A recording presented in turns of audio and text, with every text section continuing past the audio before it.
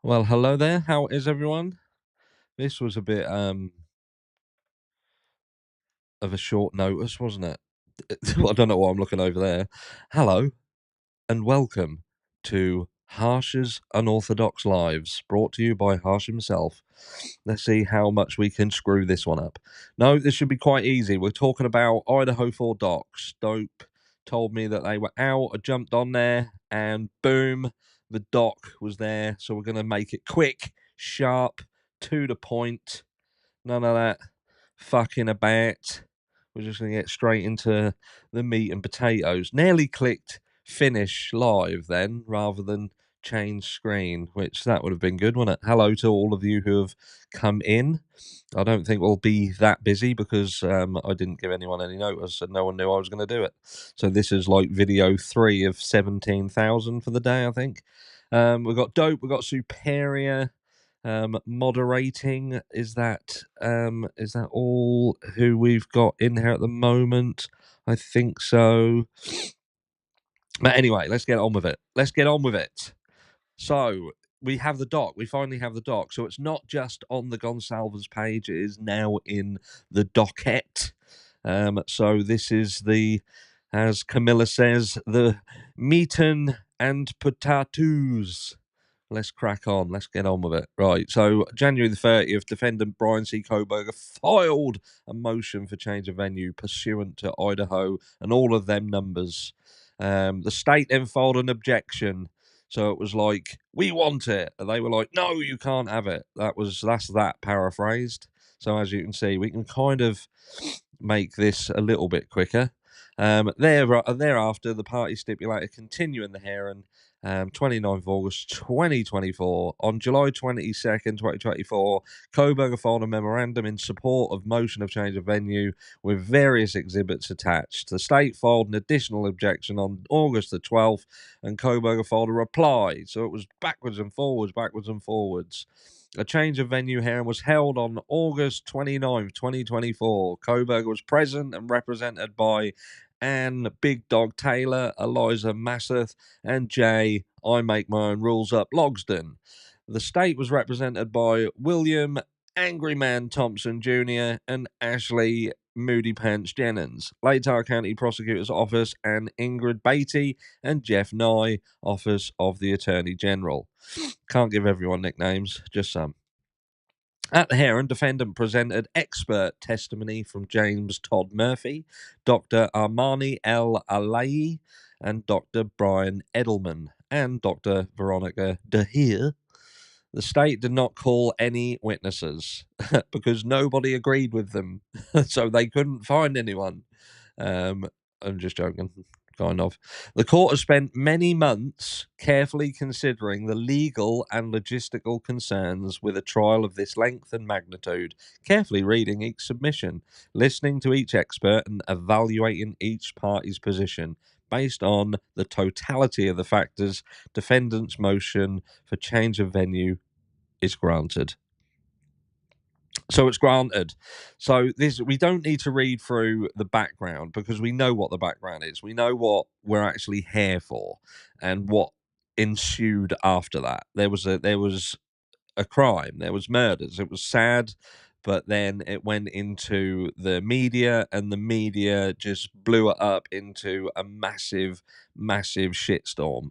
Like, we'll just read this segment here. On December 30th, 2022, Koberg was arrested and charged with 4 counts of murder in the first degree and 1 count of burglary. Again, media outlets descended upon Moscow, and the news coverage quickly focused on Koberger. That same day, an order governing courthouse and courtroom conduct was entered to help alleviate any potential prejudicial photography, audio, or video recordings and interviews within the courthouse. The conduct order has remained in place throughout the proceedings and has made absolutely no difference. In fact, has probably exacerbated the negativity towards the accused. I'm paraphrasing. So, in additional effort to help protect Brian Koberger's right to a fair trial, on November 17th, 2023, his court entered an order removing cameras from the courtroom. Since that time, the proceedings have been streamed via the court's YouTube channel, which in theory allows the public access to the proceedings while minimizing prejudicial photographs and videos focusing solely on Koberger and his every move. Despite efforts by the parties in the court to protect the jury pool from being inundated with information that is potentially prejudicial and false, extensive media coverage by mainstream media sources such as newspapers, radio stations, and television news outlets has continued throughout the state and nationally. Additionally, and perhaps more challenging, is the ongoing spread of prejudicial misinformation, rumors, and patently false theories of the case on social media outlets such as Facebook, podcasts, and blogs. There have also been numerous television shows and documentaries produced about the homicides, and at least one book has already been published by Howard fucking Bloom. The parties agree the case has generated extensive coverage by the media, internet sleuths, and others trying to capitalize on the tragedy, but disagree on how the court should attempt to remedy the issue to ensure Koberger is tried by a fair, impartial jury. In summary, Koberger argues that venue must be changed from Latah County to a location with a larger population that is geographically distant from where the homicides occurred. The state asserts that a larger jury pool, extensive juror questionnaires, and voir dire, I can never really, I always get the pronunciation of that wrong, are sufficient remedies that will result in a fair and impartial jury in Latah County. Um, so let's just look at these. So the evidence, as noticed above, the change of venue here, and Koberger represented and presented expert testimony from James Todd Murphy, Dr. Amani, Dr. Brian, and Dr. Veronica. Additionally, Koberger submitted several exhibits depicting news stories, news clips, and social media posts for his court's review. The state did not call any witnesses or submit any evidence. The court will summarize the key takeaways from the testimony offered by each of Koberger's experts. So James Todd Murphy, he's the president of TrueScope North America, media monitoring again. In summary, it says 36% of that coverage has been within Latah County, which is a massive amount. This would include media like Moscow Pullman Daily News, Lewiston Tribune, and the television news stations out of Spokane, Washington. Koberger requests this case be moved to Ada County, which has 34% of the mainstream media coverage in Idaho. While the media coverage percentages are similar between the two counties, Ada County has a much larger population than Latah County. According to Murphy, this means that the media coverage in Ada County is much more diluted, while Latah County is saturated with such coverage. Stated differently, media coverage in Latah County offered twice as many opportunities to be seen per person than in Ada County. So that Brian Koberger is asking for it to be in Ada County. There you go. So the higher volume of coverage in Latah County, coupled with a smaller pool of eligible jurors, means in Latah County had twice as many chances to be exposed to this case versus those residing in Ada County. XC attached to defendants' motion in support of change of venue.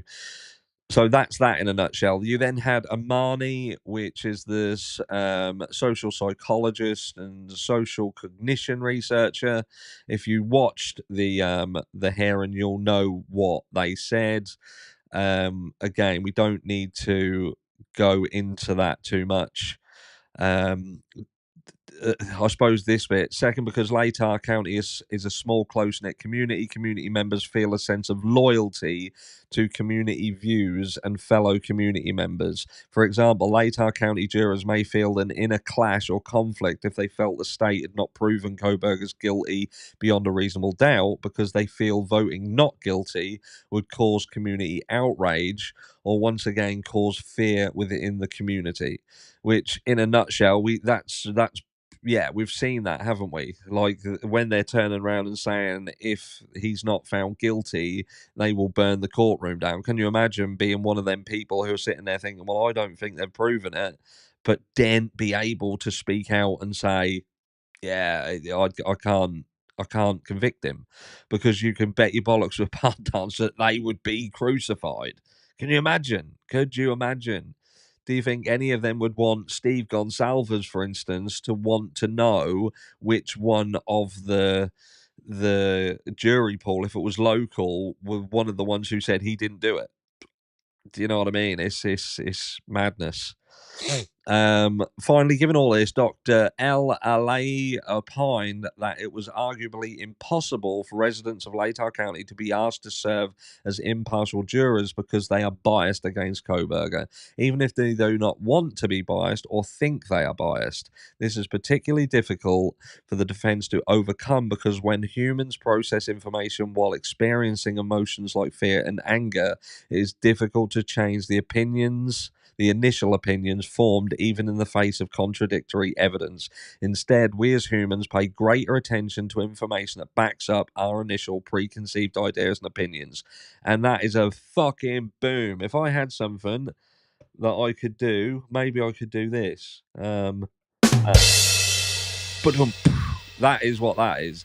Because, yeah, that's what we see in the comments on here, on this platform. You know, people don't want to know what the truth is. They just want to be right, don't they? They just want for somebody to make them feel like they're not an idiot. Oh, I'm right. I'm right. You might be right, but you could be wrong. No, I couldn't. Dr. Brian Edelman, and we all know what happened there with Dr. Brian Edelman. He sent out his surveys that asked the questions. Ada County recognised the case. 93% of survey respondents in Ada County recognised the case. 90% of survey respondents in Canyon County recognised the case. 84% in Bannock. 98 recognised the case in Latah County. Like, literally 98%.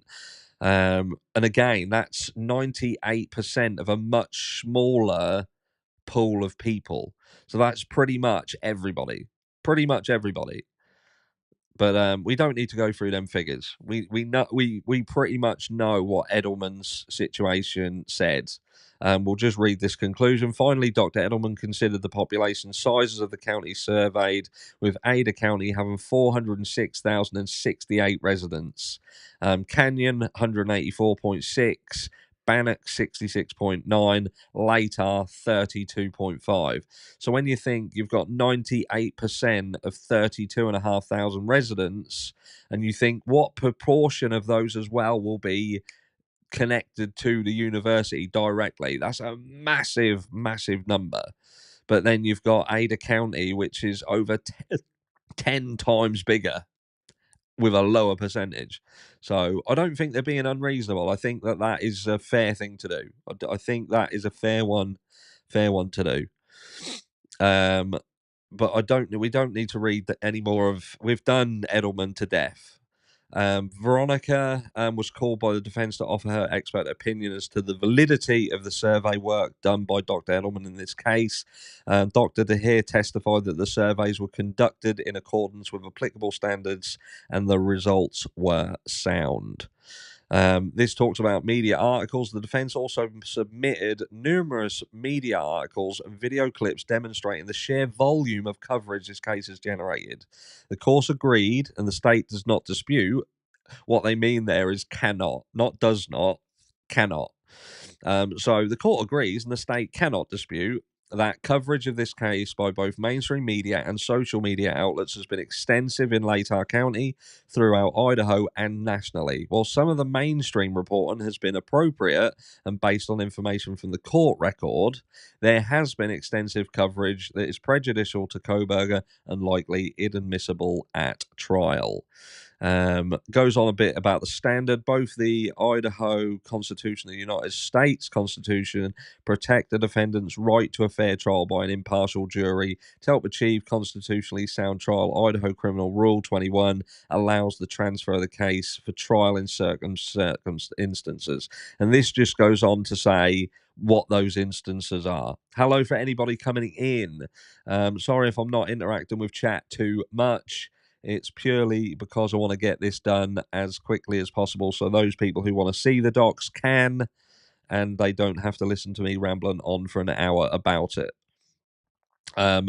So yeah, this doc pretty much just goes through there, like the difference between prejudice, actual prejudice, and how they work out whether they need to change or not, which I've just scanned through there. So anybody who wants to read the doc, they can read the doc. I'm literally not gonna read all this because it is just about how we make a decision to change venues.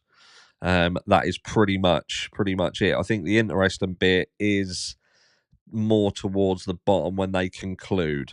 Like finally, while this court does not have affidavits demonstrating prejudice in Latah County, the court must consider the results of Dr. Edelman prepared. Again, while the presumption of guilt was similar across all counties surveyed, the number is more impactful in Latah County given the smaller population. Some 67% of Latah County survey respondents reported believing Koberger is guilty, with 51% of those indicating it would be hard for Koberger to convince them of his innocence. While a similar percentage answered these questions the same in Ada County, the impact of these numbers when considering population size are drastically different. Latah County has approximately 24,000 residents who are eligible for a jury service. If 50% of those are disqualified for having fixed opinions as to Koberger's guilt, only 12,000 individuals remain. This is before any have been excused for hardships such as illness, breastfeeding, loss of wages for a 3-month-long trial, sole childcare, provider for young children, etc. Thus, when considering the prejudice in Latah County demonstrated in Dr. Edelman's survey and the population size of Latah County together, the court is concerned that if venue is not changed now, it will be asked to reconsider its decision during jury selection, which, if granted at that juncture, would very likely result in the trial being delayed many months. Considering the undisputed evidence presented by the defense, the extreme nature of the news coverage in this case, and the smaller population in Latah County, the defense has met the rather low standard of demonstrating a reasonable likelihood that prejudicial news coverage will compromise a fair trial in Latah County. Thus, the court will grant Koberger's motion to change venue for presumed prejudice. I like this here, right? This proper puts the boot in here. Let's see how many people now start fucking saying anything. So it's pretty much saying that it's the prejudicial news coverage who has got him a change of venue. So maybe the likes of Steve Gonsalves, and it's in about picking on Steve Gonsalves. This is about, but Steve Gonsalves has gone to the likes of News Nation. He's done these things with Brian Enton and stuff. But they're talking about the prejudicial news coverage. The prejudicial news coverage has now, so the very interviews that are being done by the likes, they're not going to name anybody, but it is, isn't it? It's the likes of News Nation, the likes of Court TV. They have meant that this is now going to get moved out of Latah County. So well done, you lot.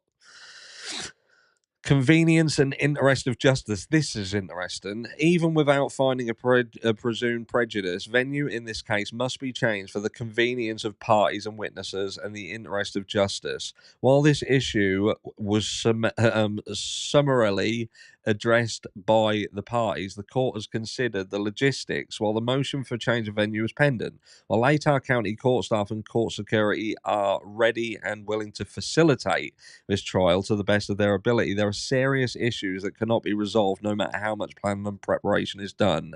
First, and perhaps most important, is the issue of safety and security for the parties, witnesses, victims, families, jurors, and the Idaho County community. The Idaho County Sheriff's Office, which is currently fully staffed, simply lacks the number of officers needed to provide security for the trial, while also continuing to perform their day-to-day duties of patrol and responding to calls. One solution is to ask the Idaho State Police and the Moscow Police Department to help. However, officers from both of these were heavily involved with investigating the homicides, and it is anticipated that several officers will be called to testify at trial.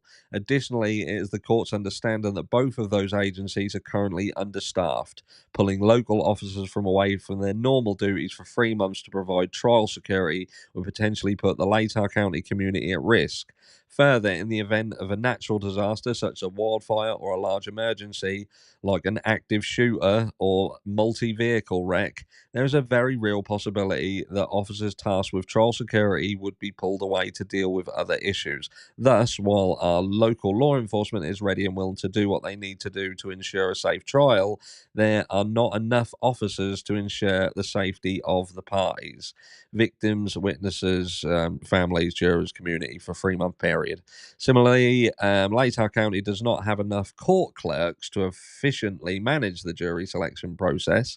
It is anticipated that general qualification questions will need to be sent out to some 6,000 individuals. The court clerks will be tasked with then entering juror information from those 6,000 individuals into an electronic system. This task alone will require several clerks and will take time.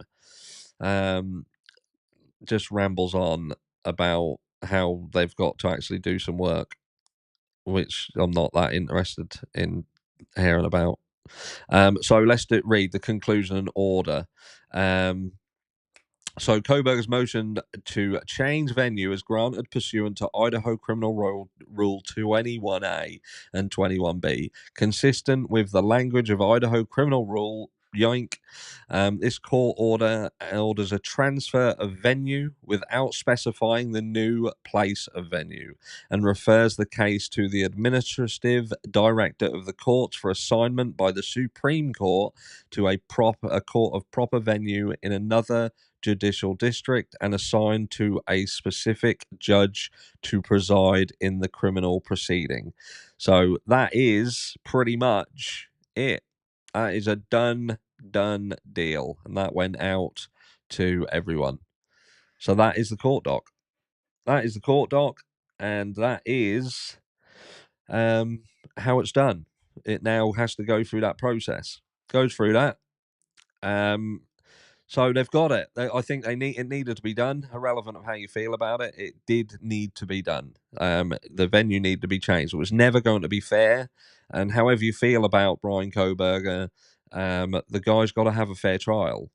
You know, ultimately, even if they prove, you know, or stuff comes up that makes some of us who believes that he could potentially be innocent of the crime, if that changes, there's still grounds that he could appeal if it's not changed. That's as simple as that. And he could then win an appeal. So we just want everything to be right and everything to be proper. And that's it. But there we go. Are there any other suspects? Not at this time, not at this juncture. Not from a legal perspective, anyway. Not that we know of.